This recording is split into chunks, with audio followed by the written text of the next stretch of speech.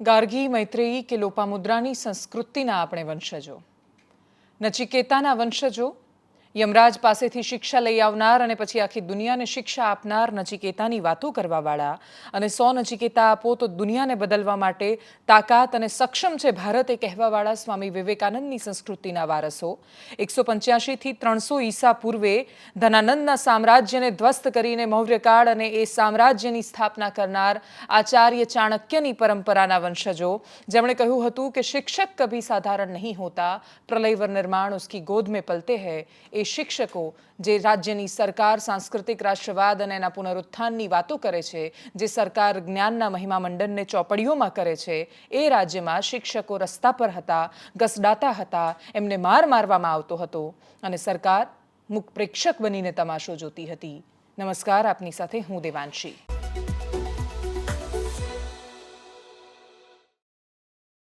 બહુ જ સરળ છે સંસ્કૃતિ અને વિરાસતની વાતો કરવી.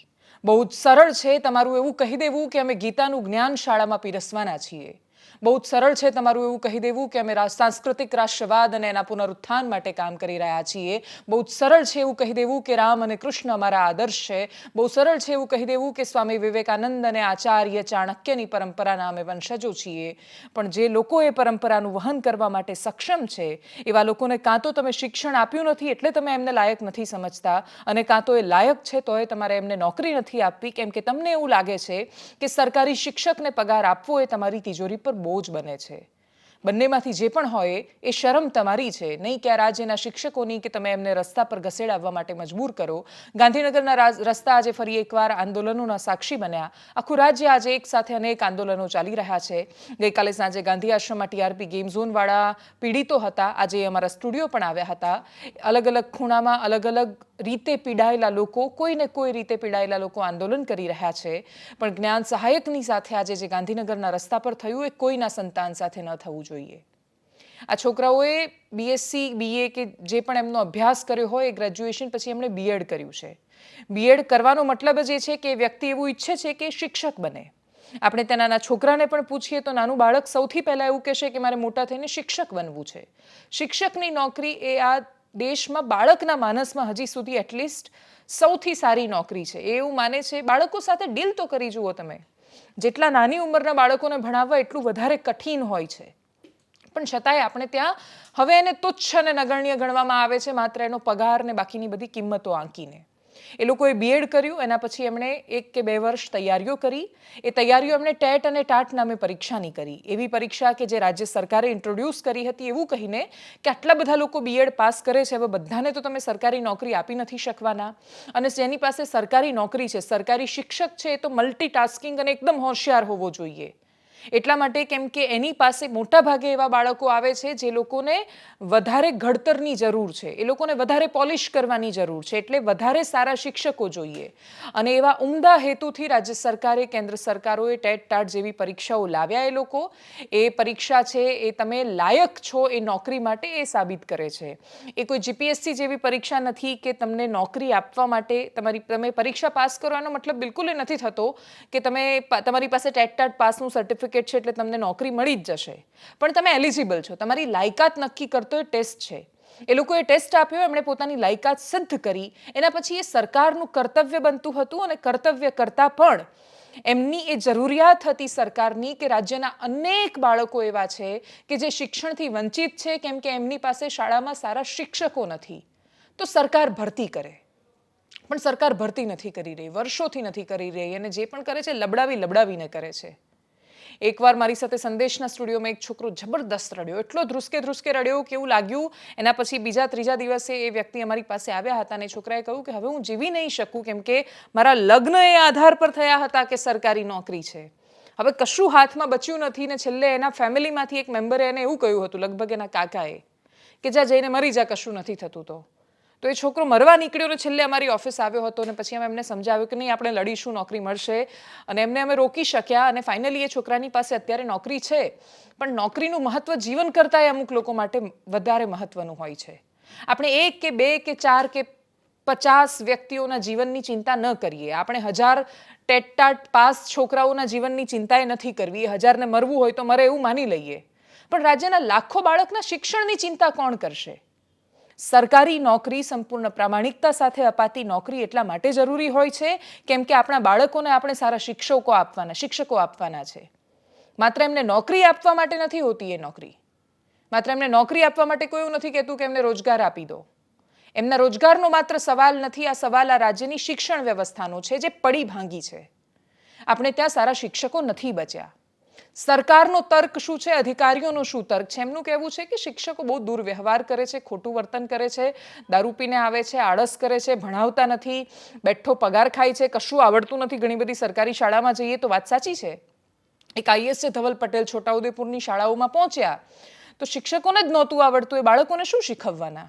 હું એવા અનેક શિક્ષકોને જાણું છું કે જે આદિવાસી વિસ્તારોમાં નોકરી માત્ર એટલા માટે કરે છે કેમ કે એમને ભણાવવું નથી.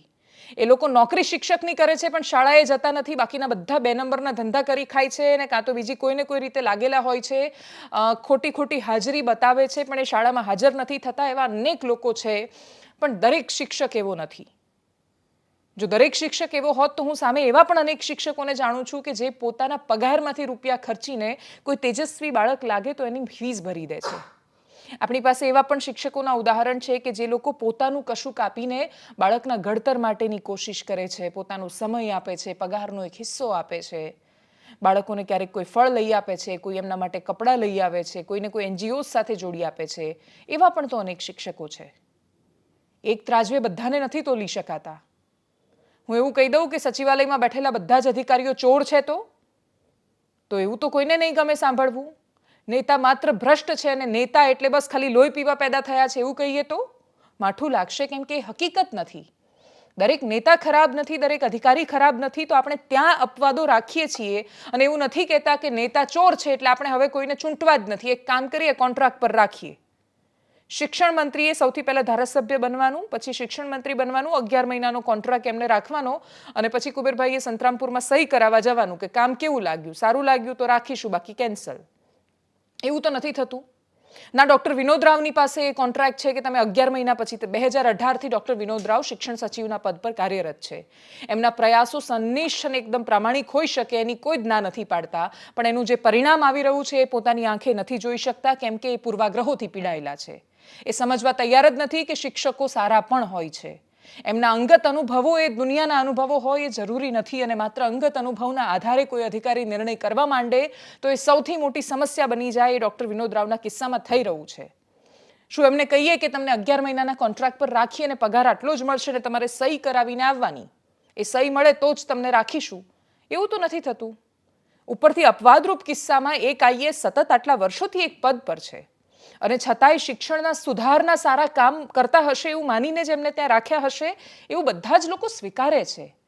કોઈ પ્રશ્ન નથી કરતું ત્યાં. તો પછી શું કામ એવું થાય કે આટલી સમસ્યાઓ દેખાય અને છતાંય એ છોકરાઓને કોઈ જવાબ ન મળે? ગાંધીનગરમાં જ્ઞાન સહાયક નામની સરકાર જે યોજના લાવી, કોન્ટ્રાક્ટ પર શિક્ષકોને રાખવાના, 11 મહિના પછી ગામવાળાને લાગે તો સારું, એમાં પાછા પૈસા ખવડાવવાના પ્રશ્નો આવે છે. એટલે મારી પાસે જે ગઈકાલે જ લગભગ જ્ઞાન સહાયકનો એક મેસેજ હતો કે જેમાં એણે કહ્યું કે ભાઈ મને છૂટો કરી દીધો, પછી પૈસા માંગ્યા, પૈસા આપ્યા, પછી રાખવાની બધી વાત થઈ. એટલે ગામડાના લેવલ પર કરપ્શનને આપણે પોષણ આપી રહ્યા છીએ આવી યોજનાઓ થકી. સરકાર હાથ ખંખેરીને ઊભી થઈ જાય છે. સરકાર કહે છે કે ભાઈ એ તો ગામના લોકો જુએ, એમને પોતાના બાળકના ભવિષ્યની ચિંતા હોય તો એ લોકો આવું નહીં કરે. આપણે બધું એમના પર નથી છોડતા ને. ઘડતર કરવાની જવાબદારી કોની? શિક્ષકો ખરાબ છે એટલે મારી આંગળીમાં ફ્રેક્ચર થાય તો હું હાથ નથી તોડી નાખતી, હાથમાં કંઈ ખરાબો આવે તો આખું શરીર નથી તોડી નાખતા. આપણે જે તે ભાગનું સોલ્યુશન લાવીએ છીએ. તો શિક્ષણ વ્યવસ્થામાં શિક્ષક, અમુક ટકા શિક્ષકોનો જો કોઈ સડો પેસ્યો છે તો એ કોણ છે એ સડો પેસાવવા વાળું? મોટા ભાગે હવેના જે શિક્ષકો આવ્યા છે જેણે ટેટ ટાટ પાસ કરીને ખૂબ મહેનતથી લાગ્યા છે એ લોકો ચોરી નથી કરતા. ચોરી કોણ કરે છે ખબર? જેને તમે રૂપિયા લઈને ઘુસાડ્યા છે અથવા ખૂબ જે તે સમયે જે લોકો ઘૂસ આપીને સિસ્ટમમાં ઘૂસી ગયા એકવાર, એ લોકો આ રીતે તાનાશાહી કરે છે. એમને કશું નથી આવડતું. જેણે જેન્યુઅનલી ટેટ ટાટ પાસ કરી છે એને બહુ આવડે છે. એ પરીક્ષાના પેપર એટલા સરળ નથી હોતા. ખૂબ મહેનત કરે છે એ લોકો, એનું સપનું જોડાયેલું હોય છે ત્યાં. એટલે તમે એવું બાનું કાઢીને કે શિક્ષકો ખરાબ છે અથવા એકવાર નોકરીએ લાગી જાય એટલે પોતાને બાપ સમજી બેઠે છે તો એનું સોલ્યુશન લાવો. તમે પગલાં લો એમની સામે.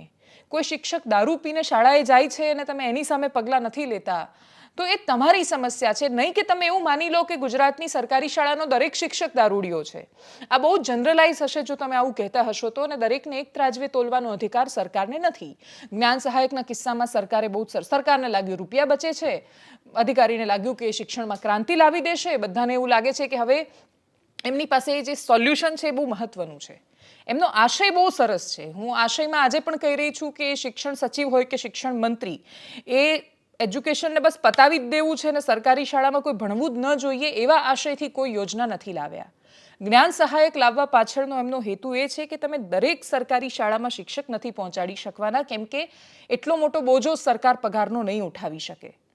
તો એક કામ કરીએ, કાયમી શિક્ષકની ભરતી આપણે ચાલુ રાખીશું અને એના એક ઓપ્શનના ભાગરૂપે જ્ઞાન સહાયકને ઇન્ટ્રોડ્યુસ કરીએ એવું કહેવામાં આવ્યું, અને એટલે જ એને સ્વીકારવામાં આવ્યું કે તમને કાયમી શિક્ષકની ભરતી નહીં આવે ત્યાં સુધી એ લોકો પાસે પણ નોકરી નથી. એમણે એવું વિચાર્યું કે આપણે અત્યારે ટેમ્પરરી એક વ્યવસ્થામાં જોડાઈ જઈએ, કાયમી શિક્ષકની ભરતી આવશે ત્યારે લાગી જઈશું. પણ પછી કાયમી શિક્ષકની ભરતી જ ન આવી. કાયમી શિક્ષકની ભરતી શું કામ ન આવી? તો કે બહુ ધીરે ધીરે ટિપિકલ ગાંધીનગરની પ્રણાલીથી એક પછી એક જગ્યાએ ફાઇલ જાય ને ફરતા ફરતા આવવી હોય તો આવે. પરીક્ષા લઈ રહ્યા છો તમે એમની ધીરજની, પરીક્ષા લઈ રહ્યા છો તમે ગુજરાત રાજ્યના બાળકોના સપનાની, એમના ભવિષ્યની. જો તમારો આશય બહુ જ ઉમદા અને એકદમ શુદ્ધતા સાથે ભરેલો છે તો એ ખરો કેમ નથી ઉતરી રહ્યો? અને એટલે જ આ બધા જ પ્રશ્નો ત્યાંના ત્યાં ઊભા છે. આજે છોકરાઓ જ્યારે આંદોલન કરવા માટે પહોંચ્યા ત્યારે ગુજરાતે એ દ્રશ્યો જોયા જે ગુજરાતને શોભતા નથી, ના એ પરંપરાને શોભે છે જેની આપણે વાતો કરીએ છીએ. આપણે ગુરુવંદનાના દિવસે શિક્ષકોની વંદના શાળાઓમાં કરાવીએ છીએ. આ લોકો કોઈને કોઈ શાળામાં ભણાવે છે. એ જ્યાં ભણાવે છે એ બાળકોએ પણ તો એમના શિક્ષકના વિડીયો જોયા હશે ટીવીમાં. એમણે પણ તો જોયું હશે કે એમનો શિક્ષક લિટરલી ભીખ માંગતો હોય રસ્તામાં, એમ હાલત કરી હતી એની. એ તો પ્રશ્ન પૂછવા માટે આવ્યા હતા જે લોકશાહીમાં એમનો અધિકાર છે. એ શિક્ષણ મંત્રીને મળવા આવ્યા હતા, રજૂઆત કરવા માટે આવ્યા હતા જે એમનો હક છે. અને છતાંય એમની સાથે એ રીતે વર્તન કરવામાં આવ્યું જાણે આ દેશના એ સૌથી મોટા ગુનેગાર હોય. આજ દિન સુધી આતંકવાદીઓને પણ આ રીતે પકડ્યા નથી સરકારે. આંદોલન કરવા માટે કોઈ જાય અને તમે એમની સાથે આ રીતે વર્તન કરો તો આટલી જ બધી જે તાકાત છે ગુજરાત પોલીસની, એ ત્યારે ક્યાં જતી રહે છે જ્યારે કોઈ પણ બુટલેગર તમને ગમે ત્યારે મારીને જતો રહે છે. તમારા સાથી કર્મચારીઓને બુટલેગર મારીને જતો હોય છે ત્યારે પોલીસ તો બકરી જેવી મેં બનીને અંદર બેસી જાય છે. ત્યારે તો હિંમત ઉપડતી નથી. પોલીસના કર્મચારીઓએ કેમ ભૂલી ગયા કે 2 વર્ષ પહેલા એ લોકો પણ તો રસ્તા પર હતા? એમને કોઈએ ઘસડીને માર્યા હોત તો? તમે પણ તો તમારા પગાર માટે ઉતર્યા હતા. તમે પણ તો શેની માંગ કરતા હતા? મારો ગ્રેડ પે વધારો. ત્યારે જો ગુજરાતે એવું કહ્યું હોત કે કોન્સ્ટેબલ તો હોય જ છે ચોર ને ભ્રષ્ટાચારી ને બહુ જ ખરાબ, ને એનો તો પગાર વધવો જ ના જોઈએ, એમને તો પગાર આપવો જ ના જોઈએ, ઉપરથી એમણે સરકારને પૈસા આપવા જોઈએ કેમ કે એમને એ કામ આપે છે, કેમ કે કોન્સ્ટેબલ પણ તો કરે છે. ગામમાં તલાટી અને પોલીસ સ્ટેશનમાં કોન્સ્ટેબલ, આ બંનેનો ક્યાં તોડ જ હોય છે જબરદસ્ત. રૂપિયા તમે તો જબરદસ્ત કમાઓ છો. તમારા ઘણા બધા સાથી એવા હશે કે જાણે કરોડોના બંગલા બાંધ્યા. તો 20,000 રૂપડીના પગારમાં કરોડોના બંગલા કેમ ના બન્યા? આ પ્રશ્ન પૂછીને ગુજરાત રાજ્યની પોલીસને કોઈએ જનરલાઇઝ નહોતી કરી કે એક ત્રાજવે નહોતા તોલ્યા. ગુજરાતની પોલીસ જ્યારે લડતી હતી ત્યારે એની સાથે ખભેથી ખભો મિલાવીને મોટા ભાગના નાગરિકો સાથે ઊભા હતા. એમને ગ્રેડ પે મળ્યો, એમનો પગાર વધ્યો, અને તમે આ લોકોને આ રીતે રસડીને લઈ જશો કેમ કે તમને ઉપરથી સરકારી ફરમાન અને આદેશ આવ્યો છે. તો એટલી કરોડ પણ બચી નથી તમે કે તમે એક્સ્ટ્રા અત્યાચાર ન કરો. તમે એમને પકડો, આદેશનું પાલન કરો, પણ જે રીતે એક છોકરાને ગોળ ગોળ ફેરવવામાં આવ્યો હોય એ છોકરાને ફ્રેક્ચર થયું છે આની પહેલા લગભગ 1 વર્ષ પહેલા જ્યારે એ લોકો જ્ઞાન સહાયક માટે ગાંધીનગરના રસ્તા પર ઉતર્યા ત્યારે પોલીસે માર્યું, અને પોલીસે માર્યું તો એ છોકરાને ફ્રેક્ચર થયું. એ ફ્રેક્ચરવાળા હાથે આજે ફરીથી એને ગોળ ગોળ ફેરવ્યો. એની માનસિક પીડા, કેમ કે એના બાળકો પણ જે શાળામાં એ લોકો ભણાવતા હશે એ બાળકો પણ તો એમને જોઈ રહ્યા છે. એ આના પછી શાળામાં ભણાવવા જશે ત્યારે એ બાળકો એમની પાસેથી શું શીખ લેવાના છે? કશું કર્યા વગર હારીને આવી ગયા મારા સાહેબો, એમ બહેનો અને સાહેબો. તો આ રીતની એક વ્યવસ્થા તમે પેદા કરીને ઉપરથી છોકરાઓને એટલું માર્યા કે ભયાનક પરિસ્થિતિમાં છે. તમે જુઓ એ દ્રશ્યોને, એટલા માટે જુઓ, તમારે કોઈ લેવા દેવા હોય કે ન હોય આ વ્યવસ્થા સાથે તોય જુઓ, કેમ કે રાજ્ય ભણશે નહીં તો તમને સારું રાજ્ય મળવાનું નથી. જ્યાં ભણવા ગણવાની જ કોઈ વ્યવસ્થા નથી, તમે એવું માનશો કે ભાઈ એ તો છોકરા છોટાઉદેપુરમાં નથી ભણતા ને, અમદાવાદમાં તો અમે ભણાવી દઈશું. તો એવું નથી. એ પણ આ રાજ્યનો હિસ્સો છે. ત્યાં સમસ્યાઓ ખરાબ થાય છે અને ત્યાં બીજું કોઈ પ્રશ્ન આવે છે તો એ સમસ્યાની આગ તો અહીંયા આવવાની છે. તમે બાકી નથી રહેવાના. એટલે આ સમસ્યા મારી નથી એવું માનીને આપણે જે છોડવાની ટેવ પડી ગઈ છે એ બધું બાજુ પર મૂકીને તમે એ જુઓ દ્રશ્યો જે આજે ગાંધીનગરના રસ્તા પર જોવા મળ્યા અને જે આ રાજ્યની શરમ છે. ચેતનભાઈ, આટલા સમયથી આંદોલન કરો છો, કેમ સાંભળવા અમને અત્યાર સુધી સત્તા કુબેર ડુંગર દ્વારા કોઈ પણ પ્રકારનો જવાબ સાહેબ, મને ફ્રેક્ચર છે. ઓળખો છો ને? ફ્રેક્ચર છે. ઓળખો છો ને? બેન, અમારો મીડિયા સુધી, સરકાર સુધી આ વાત પહોંચાડો. એ થાકી ગયા. મને મારવા. સાહેબ, અમને બચાવો, બચાવો, બચાવો. આ મૂંગી બેરી બોબડી હંધ બન ગઈ. મને બચાવો.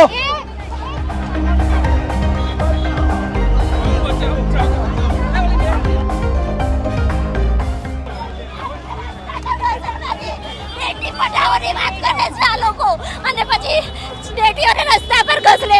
અમે સતત 1 વર્ષથી રજૂઆત કરીએ છીએ તો એ અમારી વાત સાંભળવા નથી આવતી. 15 જૂનનો વાયદો આપ્યો તો શિક્ષણ મંત્રીએ.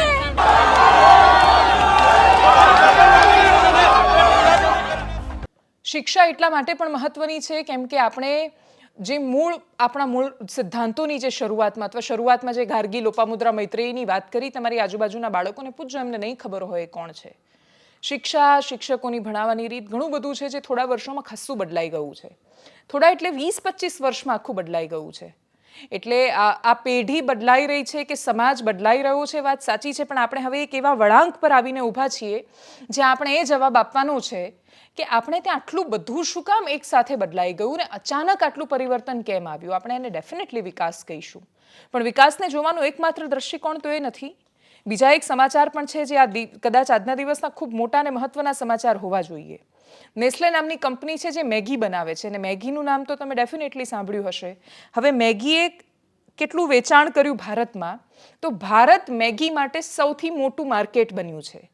ભારત એમ પણ સૌથી મોટું બજાર બનવાની ક્ષમતા ધરાવે છે, પણ મેગીએ 1 વર્ષમાં 600 કરોડ મેગીના પેકેટ વેચ્યા છે.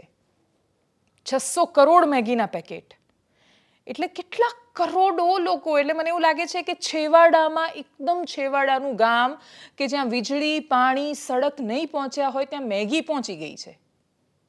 કશું જ નહીં પહોંચ્યું હોય પણ ત્યાં મેગી પહોંચી ગઈ છે. હવે સરપ્રાઇઝિંગલી તમે શીરો બનાવો કે મેગી બનાવો, સમય સરખો લાગે છે. એટલે મેગીને તમે સમય બચાવવાની વાત સાથે તો જોડી નથી શકતા. એમણે એડવર્ટાઇઝમેન્ટ એ રીતે કરી, તમારા માનસમાં ભરવામાં એવી રીતે આવ્યું કે 2 મિનિટમાં મેગી બને જ નહીં. હું પણ બનાવું છું, ઘણા બધી વાર બનાવેલી છે મેં. અને પછી જેમ જેમ સમજ આવીને એનું કન્ટેન્ટ સમજતા થયા એમ પહેલાં જે અઠવાડિયામાં એકવાર ખાતા હતા એ મહિનામાં, ને પછી 6 મહિને, ને પછી વર્ષે એમ પહોંચી રહ્યા છીએ. એટલે હું મેગી નથી ખાતી અથવા બિલકુલ ઓછી ખાઉં છું એનો એટલા માટે હું એન્ટી મેગી નથી. જે રીતે આપણે કંઈ પણ વાત કરીએ એટલે સીધા તમે એન્ટી આ છો એ જે લગાવવાના થપ્પા છે. પણ એનાથી વિશેષ પ્રશ્ન એ છે કે હું મારા બાળક માટે જ્યારે સવારે શીરો બનાવું છું તો મને એક્ઝેક્ટલી એટલો સમય લાગે છે જેટલો મને મેગી બનાવવામાં સમય લાગે છે, અને છતાંય હું શીરો નથી બનાવતી અને મેગી મારા છોકરાને ખવડાવું છું. તો એનો મતલબ કે કંઈક પ્રોબ્લેમ આવ્યો છે. એ પ્રોબ્લેમ આપણને બધાને દેખાઈ રહ્યો છે. 600 કરોડ મેગીના પેકેટ જો આપણા દેશમાં ખવાઈ રહ્યા છે તો એનો મતલબ કે આપણને ખબર નથી આપણે કેટલી બીમારીઓને નોતરી રહ્યા છીએ. આપણી સામે, આપણી આંખોની સામે એ બીમારીઓ છે. આપણી પેઢી એટલી બીમારીઓનો સામનો કરી રહી છે તો આવનારી પેઢીની પાસે કેટલું હશે. એટલે કેન્સર તો ત્યાં તાવ આવવા જેવું થઈ જશે એ લોકો માટે. મૃત્યુ પણ એ લોકો માટે એટલા સહજ થઈ જવાના છે.